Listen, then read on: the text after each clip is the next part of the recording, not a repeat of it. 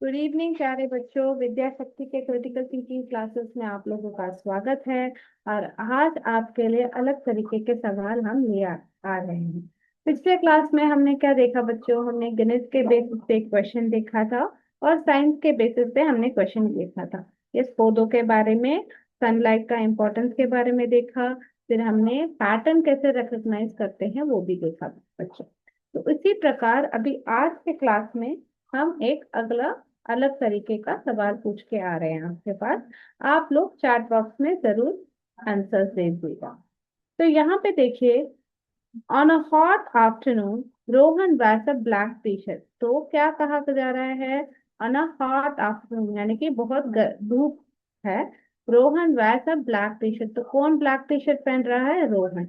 While his friend wears a white T shirt. तो उसका दोस्त जो है व्हाइट टी शर्ट पहन रहा है। After playing outside for an hour, hour मतलब 1 घंटा, 1 आवर को हम क्या कहते हैं? एन आवर कहते हैं। 1 आवर को ही हम एन आवर कहते हैं। Who is likely to feel hotter and why? तो अभी आप लोग को देखना है कि क्वेश्चन में क्या है। तो आप लोगों को क्या देखना है कि तापमान बढ़ा है, तो गर्मी है, बहुत गर्मी है। दो रंग के टी शर्ट है, एक काला और दूसरा आपका जो है वो सफेद रंग का टी शर्ट। अभी काला टी शर्ट जिसने पहना है वो है रोहन, और ये है रोहन का दोस्त। अभी आपसे कहा जा रहा है कि ये दोनों क्या खेल रहे हैं? ये बाहर खेल रहे हैं। क्या कर रहे हैं? बाहर खेल रहे हैं। कितने घंटे के लिए खेला है? 1 घंटे। समय कितना है आपका? 1 घंटा। तो किसको ज्यादा गर्मी लगेगी आपसे पूछा जा रहा है। आपको क्या लगता है? क्या रोहन जिसने ब्लैक शर्ट पहना है उसको ज्यादा गर्मी लगेगी कि उसके दोस्त को, कि दोनों को, both of them feel hot, कि नन ऑफ द अबव? आपको क्या लगता है? ओके, रोहन। ओके, सब लोग कह रहे हैं रोहन को गर्मी ज्यादा लगती है। चलिए आगे बढ़ते हैं और आंसर को मार्क करके देखते हैं। यस, रोहन, यस, सही जवाब है। परंतु क्यों? आपसे मैंने पूछा है कि वाई। आपसे हमने डिस्कस किया है कि क्यों इन लोगों को ज्यादा गर्मी लगती है। Why do they feel?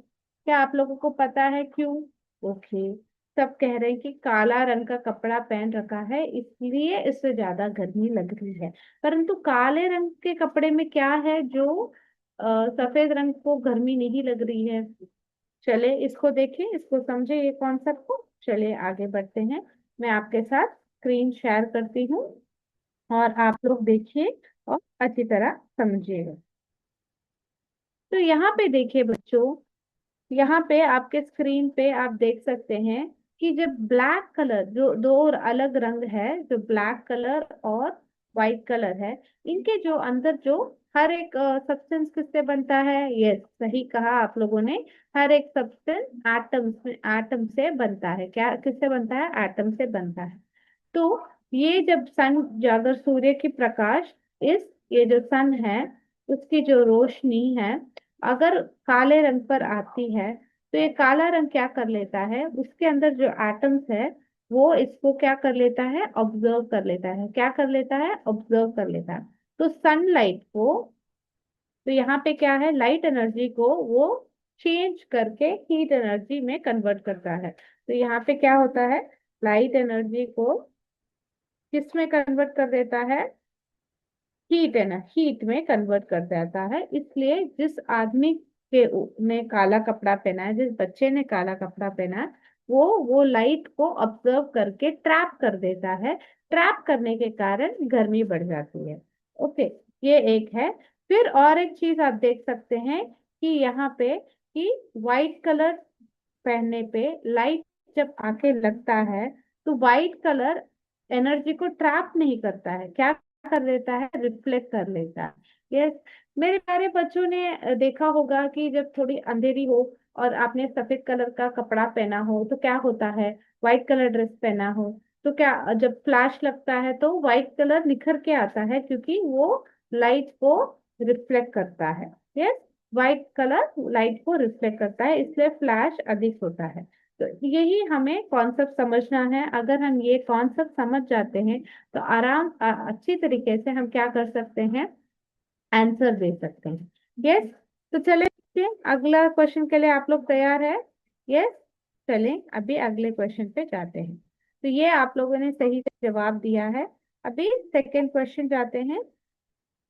यहाँ पे आपसे पूछा गया है, four students are standing in a line, Maya is behind Rahul, Rahul is behind Anita, Sam is in front of Maya but behind Rahul, who is standing first. आपसे पूछा गया है कि four students are standing in a line, Maya is behind Rahul. तो यहाँ पे आपको क्या पता है, क्या आपसे कहा गया है, चार छात्र है, क्या है, चार छात्र है और वो कैसे खड़े हैं, एक लाइन में। तो कैसे, एक लाइन में खड़े हैं। तो आपसे कहा गया है माया इज बिहाइंड राहुल। तो माया कहाँ है, ये अगर माया है, ठीक है, एम माया है, माया किसके पीछे खड़ी है, राहुल के पीछे खड़ी है। किसके पीछे, राहुल के पीछे खड़ी है। अभी राहुल इज बिहाइंड अनीता, आपसे कहा जा रहा है कि वो राहुल जो है अनीता के पीछे है। तो हम अनीता को यहाँ पे लिख देते हैं, यस। तो ये ऑर्डर समझ में आ गया। No Sam is in front of Maya, तो सैम कहाँ है, माया के आगे है बट बिहाइंड राहुल, तो सैम यहाँ पे खड़ा है, यस। तो अभी ये मैं बराबर लिख के बताऊं आप लोगों को। तो हमने लिख के बताएं, तो हमने देखा कि अनीता आगे खड़ी है, फिर राहुल, फिर सैम और फिर माया। तो हमारा क्वेश्चन क्या है, हु इज स्टैंडिंग फर्स्ट, हमारा क्वेश्चन क्या है, हु इज स्टैंडिंग फर्स्ट, हमारा आंसर रहेगा, यस वेरी गुड, हमारा आंसर रहेगा अनीता। कौन आगे खड़ा है, अनीता खड़ी है, ठीक है। तो मैं आंसर मार्क करें, वेरी गुड। तो इस प्रकार से जब आपसे क्वेश्चन पूछा जाए तो पूरा क्वेश्चन पढ़िएगा, फिर ही आप सही से जवाब दे पाएगा। द की टूल फॉर की skill for solving any problem is first understanding the problem. कभी भी आप कोशिश करते हैं कि एक प्रॉब्लम को सॉल्व करना है, पहले प्रॉब्लम को समझना बहुत जरूरी है, फिर ही हम सोल्यूशन तक पहुंच सकते हैं। प्रॉब्लम समझ लिया तो आधा प्रॉब्लम वहीं पे खत्म हो जाता है, ठीक है। ये हम हमारे रोजी जीवन में भी इसका प्रयोग कर सकते हैं, जैसे कि इमोशनल प्रॉब्लम में हो या कोई प्रॉब्लम हो, या हमारे कोई मैथ्स का प्रॉब्लम हो, तब भी हम इसका प्रयोग कर सकते हैं, ये कॉन्सेप्ट। नाउ आपका अगला सवाल है, लुक एट द सीक्वेंस। तो सीक्वेंस को देखिए, ये है आपका सीक्वेंस, व्हाट कम नेक्स्ट। तो इसके बाद क्या आता है, चलिए आंसर्स बताइए। यस, क्या नेक्स्ट आएगा, कोई कोई बच्चे बोल रहे हैं स्क्वायर आएगा, ओके। एक बच्चा बोल रहा है सर्कल आएगा, ओके। इन दोनों में कौन सा सही आंसर है, यस हम देखते हैं, इसे हम सॉल्व करके देखते हैं। चलें यहाँ पे समझते हैं। यहाँ पे पहला क्या आ रहा है, ट्राइंगल, फिर क्या आ रहा है, स्क्वायर, फिर यहाँ पे क्या आ रहा है, यहाँ पे हमें सर्कल आ गया, यस। फिर यहाँ पे देखिए वापस ट्राइंगल, तो दूसरा ट्राइंगल आ गया, ओके। फिर यहाँ पे हमारा स्क्वायर, ये दूसरा स्क्वायर, फिर यहाँ पे सर्कल, फिर यहाँ पे देखिए फिर तीसरा ट्राइंगल आया, फिर उसके बाद क्या आ रहा है बच्चों, यहाँ पे स्क्वायर आ रहा है, फिर यहाँ पे कौन आएगा, तो कैसे आ रहा है, वन। तो every three shapes again repeat हो रहा है, तो यहाँ पे क्या आएगा, यस यहाँ पे सर्कल आएगा। तो this will be the right answer. चलिए मार्क करें बच्चे, वेरी गुड। तो इसी प्रकार सीक्वेंस को समझना जरूरी है। अभी यहाँ पे देखिए अगला क्वेश्चन आपसे पूछा जा रहा है, a school wants to reduce water usage. तो एक स्कूल जो है वो पानी की जो उपयोग करते हैं, जितना पानी प्रयोग करते हैं उसको कम करना चाहते हैं। विच idea would save the most water, कौन सा जो आइडिया है वो ज्यादा पानी को बचत करेगा, yes.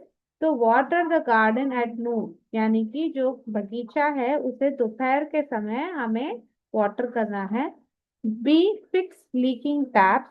C, wash the playground every day. Keep taps running while washing hand. Yes, ये तो नहीं होगा, हमें नहीं करना चाहिए, हाथ धोते वक्त टैप को बंद करके रखना चाहिए, जैसे वेल सोप लगाते वक्त हमें टैप खोल के नहीं रखना चाहिए, तो ये नहीं रहेगा। Wash the playground every day, किससे वॉश करेंगे, पानी से। प्रतिदिन हम अगर प्लेग्राउंड, इतने बड़े प्लेग्राउंड को वॉश करेंगे तो क्या होगा, ये पानी का बचत नहीं होगा।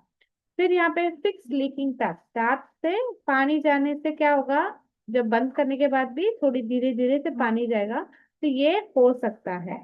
Water the garden at noon, yes, पौधों को पानी तो डालना है, पर नून में क्या होता है, नून के समय पे क्या होगा, बहुत गर्मी रहेगी, तो उस वक्त नहीं पानी डालना चाहिए। The answer will be fix leaking taps. Yes, तो let's choose the right answer. तो इसी के साथ हम आज का हमारा क्लास समाप्त करते हैं। अगले क्लास में फिर मिलेंगे, ऐसे ही सवाल आपको लेके आएंगे। जय विद्या शक्ति, जय हिंद, जय भारत। थैंक यू बच्चों।